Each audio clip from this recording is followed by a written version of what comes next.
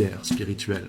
J'ai vu comment il divisait le monde en principautés, des régions spécifiques où chaque démon agissait avec liberté et puissance. Certains s'occupaient de continents entiers, d'autres n'étaient assignés qu'à des villes, des quartiers, voire des individus. J'ai réalisé que les États-Unis étaient l'un des pays les plus attaqués. Il y avait plus d'une principauté désignée, tant la menace spirituelle que représentait l'Église et les fidèles restants était grande. Mais ce qui m'a surpris, c'est de constater qu'ils connaissaient parfaitement le fonctionnement de l'Église, mieux même que bien des pasteurs. Ils savaient où attaquer, où infiltrer les fausses doctrines, où semer la confusion. C'était une opération sophistiquée, méticuleuse et diabolique. À ce moment-là, je me suis senti terriblement pris au dépourvu. J'étais pasteur, prédicateur de la parole, mais je n'avais jamais reçu d'enseignement sérieux sur le combat spirituel. Tout au long de ma formation théologique, le diable était traité comme un symbole, presque une figure littéraire. Je me souvenais qu'enfant, je n'avais entendu qu'un seul sermon mentionnant Satan, et c'était à l'âge de 12 ans. L'Église qui m'avait formé ignorait le champ de bataille, où des âmes étaient détruites chaque jour. Et là, à cette table, j'ai compris que beaucoup d'entre nous prêchaient un évangile incomplet, un évangile sans croix, sans renoncement, et pire encore, sans discernement. Les anges m'ont permis d'observer une partie de ce qu'ils appelaient le plan directeur.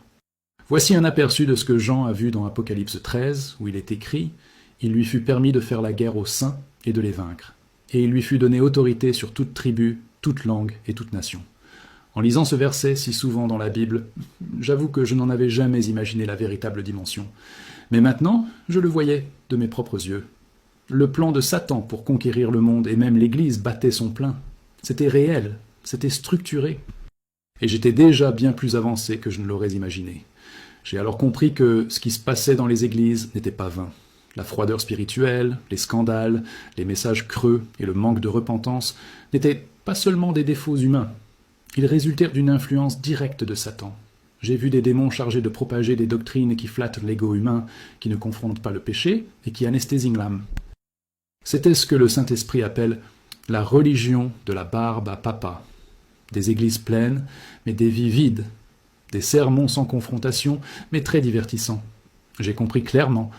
Le diable n'avait pas besoin de détruire toutes les églises. Il lui suffisait d'en infiltrer quelques-unes avec le vrai mensonge. Et là, voyant tout cela, j'ai pleuré.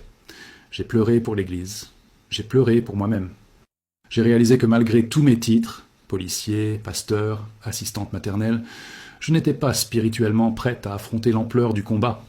Dieu m'a permis de voir ce que personne ne voit, afin de comprendre l'ampleur de l'erreur dans laquelle je vivais. La guerre est invisible, mais elle est réelle. Et la plupart des chrétiens vivent comme si de rien n'était.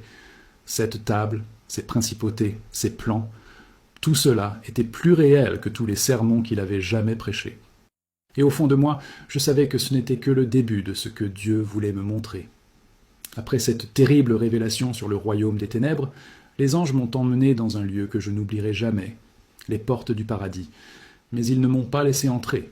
L'un d'eux m'a regardé et m'a dit « Si tu entres, tu ne pourras plus sortir. Tu devras rester jusqu'à ce qu'il te fasse revenir. » Ces mots m'ont frappé comme un éclair.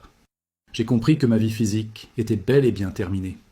Pourtant, ils m'ont permis de faire ce que peu ont l'occasion de faire, présenter ma cause à Dieu. J'étais devant le Créateur, mais je ne le voyais pas.